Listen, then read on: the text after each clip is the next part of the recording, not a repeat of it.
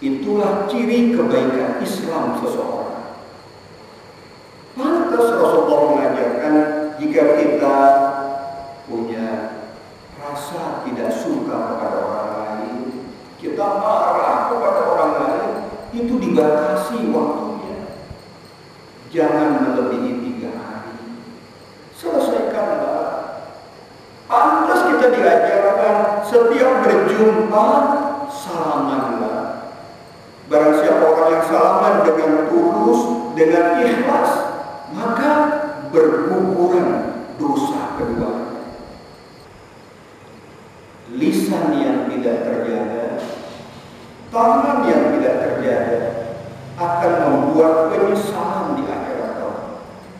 Kita sering mendengar ada orang-orang yang disebut dengan istilah Rasulullah, disebutnya muflis. Apa muflis? Bangkrut.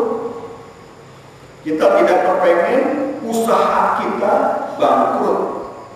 Kita tidak kepengen uang simpanan kita habis, bangkrut. Nanti di hadapan Allah ada orang-orang yang bangkrut, muflis. Dia seakan-akan menghadap Allah membawa karung yang sudah dia tanggung, karung penuh dengan amal soleh. Ternyata amal itu bocor di tengah jalan. Pas dia sampai di hadapan Allah, bolongnya itu telah membuat amalnya hilang. Muflis, bangkrut. Apa saja yang bisa membuat bangkrut seseorang? Di antaranya adalah dia melakukan ghibah. Ghibah itu membicarakan aib orang lain. Barang siapa membicarakan aib orang lain, habislah amal solehnya. Lisan yang tidak terjaga banyak jenisnya. Kita sering mendapatkan ungkapan fitnah. Fitnah dilakukan oleh mulut. Al-fitnatu asyaddu minal qatl. Fitnah itu lebih besar daripada pembunuhan.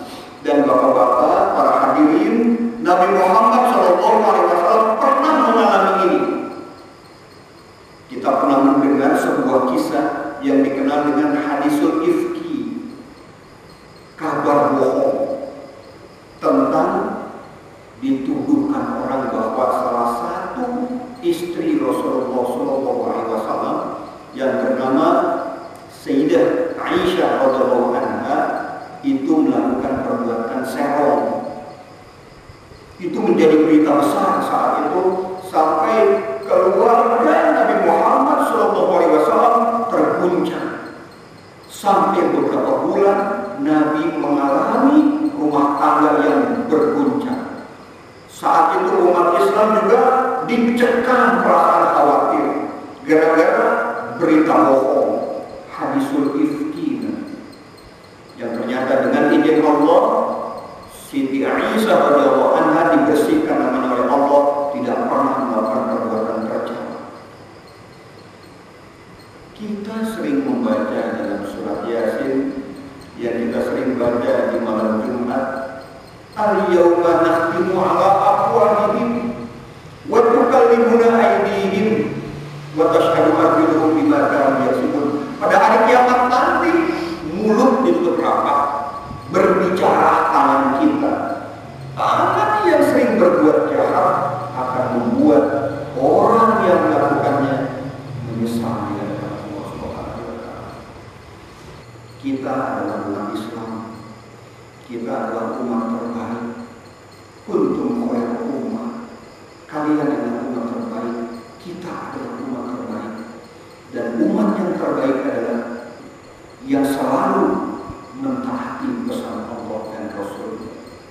Dan ini salah satu pesan Rasulullah, hendaknya kita menjaga lisan, hendaknya kita menjaga tangan. Jangan sampai lisan kita menyakiti orang lain. Jangan sampai lisan kita menyinggung perasaan orang lain. Jangan sampai lisan kita telah membuat orang lain terluka hatinya. Sakit fisik bisa diobati, tapi sakit perasaan di dalam hati